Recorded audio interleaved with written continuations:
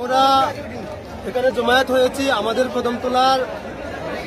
কদমতলার এখানে একটা ক্লাব। এই ক্লাবে দুর্গাপূজা হচ্ছে, ভালো কথা, দুর্গাপূজা করেন। দুর্গাপূজার নাম করে ওরা চাঁদা কালেকশনের নাম করে মুসলিম সংখ্যালঘু একটা গাড়ি ওরা রাস্তার মধ্যে আটকিয়ে বেশি টাকা কালেকশনের নাম করে ওদেরকে একটা প্রস্তাব দেওয়া হয়েছে। প্রস্তাবটা ওরা গ্রহণ করেনি। ওরা বলেছে যে আমরা 500 টাকা টিপ নিয়ে যাচ্ছি, আপনাকে 5000 টাকা কেমন করে দেব। তারপর ওদেরকে বলা হয়েছে যে 5000 টাকা দিতেই হবে। এরকম ওদের কাছে জুলুম করা হচ্ছে। তার জন্য ওরা বারণ করার পরে আমাদের গাড়ির মধ্যে 2জন মহিলা রয়েছেন, মুসলিম মহিলা রয়েছেন, এবং 2জন ভাইও রয়েছিলেন, মুসলিম ভাই। এদেরকে গাড়ি থেকে নামিয়ে মারধর করা হয়েছে। ক্লাবের নাম কি জানি? ইন্ডিয়ান ক্লাবের সদস্যরা ওদের উপর অত্যাচার করেছে, মা বোনদের উপর হাত তুলেছে, 2জন মুসলিম ভাইয়ের উপর হাত তুলেছে।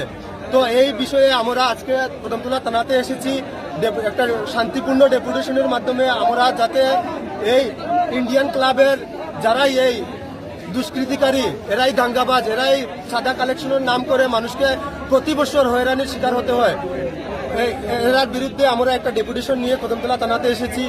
দেখা যাক, ওনারা বলেছেন, আমাদেরকে আশ্বাস দিয়েছেন ওদেরকে গ্রেফতার করবেন অতি সত্বর। আমরা ওনাদেরকে বলেছি, পুলিশ প্রশাসনকে বলেছি, যদি ওদেরকে গ্রেফতার করা না হয় তাহলে আমরা বৃহত্তর আন্দোলনে নামবো। আমি আপনাদের মাধ্যমে জানিয়ে দিতে চাই, আমাদের ত্রিপুরা রাজ্যের মুখ্যমন্ত্রী ডক্টর মানিক সাহা, উনি দুর্গাপূজার আগে যে বার্তাটা দিয়েছিলেন সাংবাদিক সম্মেলন করে, যাতে দুর্গাপূজা কালী পূজার নাম করে কোনো মানুষকে হয়রানির শিকার না করা হয়, কোনো মানুষের উপর জুলুম করা যাতে না হয়।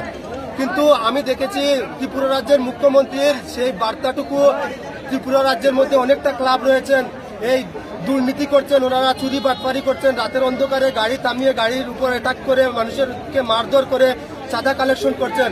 উনার কথা টোটালি মানেননি উনারা। তো আমি বলতে চাই, আপনার কথা ডক্টর মানিক সাহাকে বলতে চাই যে স্যার, আপনার কথা কতটুকু রেখেছে এই ত্রিপুরা রাজ্যের এই ক্লাবগুলা, যারাই ক্লাব করছে তারাই আপনারা ভালো করে দেখবেন, ওরাই কোনো একটা রাজনৈতিক দল, হয়তো ডক্টর মানিক সাহার রাজনৈতিক দল ওনারা করছেন, কিন্তু কতটুকু ওরা মেনেছে আপনার কথা, সেদিকে একটু লক্ষ্য রাখবেন। আমরা ভারতের মুসলিম, আমি একটা কথা বলতে চাই, ভারতের মুসলিম, আমরা সংবিধানের উপর বিশ্বাসী, আমরা পুলিশ প্রশাসনের উপর বিশ্বাসী, আমরা ডক্টর বাবা সাহেব আম্বেদকরের সংবিধানের উপর বিশ্বাসী, আমরা নীরব দর্শকের ভূমিকা পালন করছি। আমরা শান্তিপূর্ণভাবে এই ভারতবর্ষে বসবাস করতে চাই, কিন্তু আমাদের বসবাস করতে দেওয়া হচ্ছে না। এদের দ্বারা আমরা প্রতিনিয়ত প্রতিদিন এদের দ্বারা আমরা আক্রান্ত হচ্ছি, আমরা নির্যাতিত হচ্ছি। এই বিষয়ে আমরা একটা শান্তিপূর্ণ ডেপুটেশন নিয়ে এসেছি কদমতলা পিএসে। আমাদের এখানে কোনো উশৃঙ্খলা হচ্ছে না, আমরা শান্তিপূর্ণভাবে ওসি সাহেবের সাথে আলাপ করেছি, আমাদের কিছু লোকও রয়েছেন, ওনাদের সাথে আলাপ করছেন। তো দেখা যাক, ওদেরকে যদি গ্রেফতার করে না হয় তা আমরা বৃহত্তর আন্দোলনে নামবো।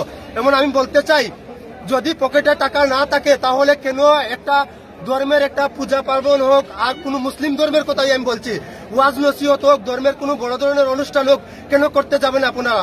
যদি পকেটে টাকা থাকে তাহলে করেন, না হলে ফকিরের মতো রাস্তায় মানুষকে আটকে রেখে